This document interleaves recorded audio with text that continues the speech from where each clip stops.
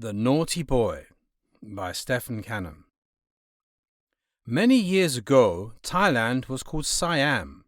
It was, and still is, a very beautiful country, with lots of trees in the forests, wild animals roaming freely, millions of colourful birds in the skies, big fish, and crocodiles in the rivers.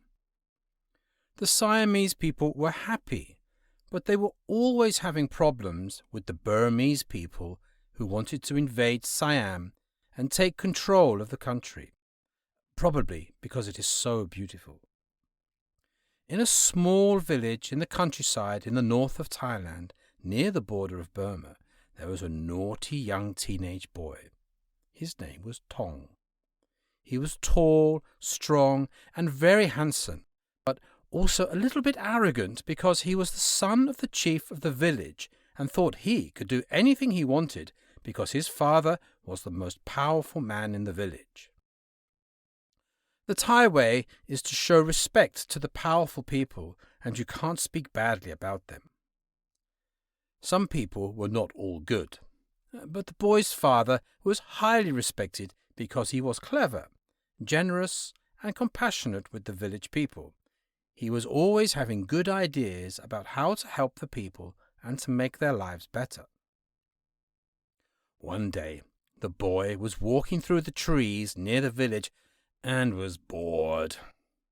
He thought of something he could do for fun and cried out very loudly at the top of his voice, "Tiger! A tiger!" The village people came running out of the village with big sticks and knives. Some were carrying burning sticks to fight with the tiger. All they found was the boy lying on his back, laughing to himself.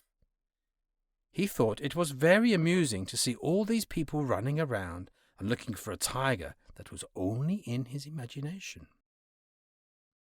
All the people looked at him with angry eyes, but didn't say anything because he was the chief's son. In the evening, the boy was bored again and decided to play his trick for a second time. As the sun was sinking, he cried, "Fire! Fire!" All the people came running to where he was.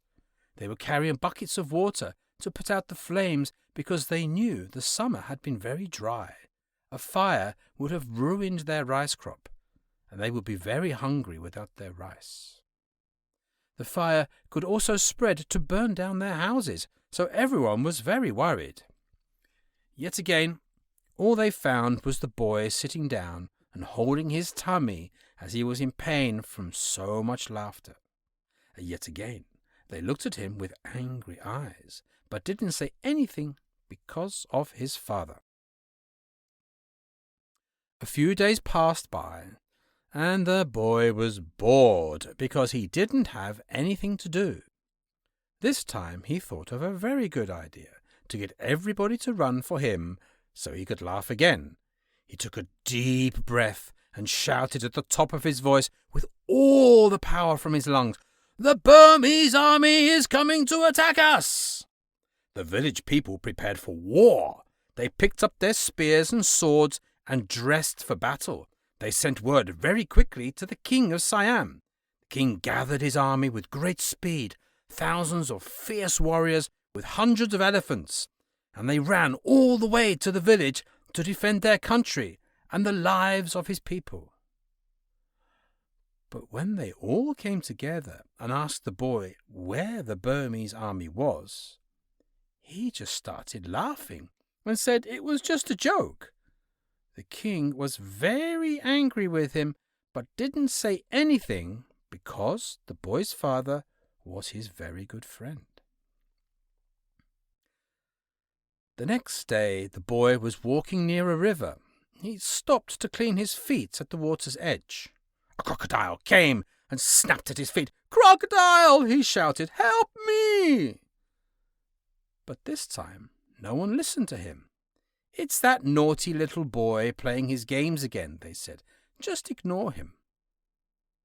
Sadly, the crocodile was the only one with a smile as he sank his teeth into the naughty boy's flesh and pulled the struggling boy under the water and then gobbled him up. When the villagers found the boy's torn clothes the next day, they shook their heads. "Somnamna," they said. "Serves him right for telling all those lies, because when he finally told the truth, no one listened to him."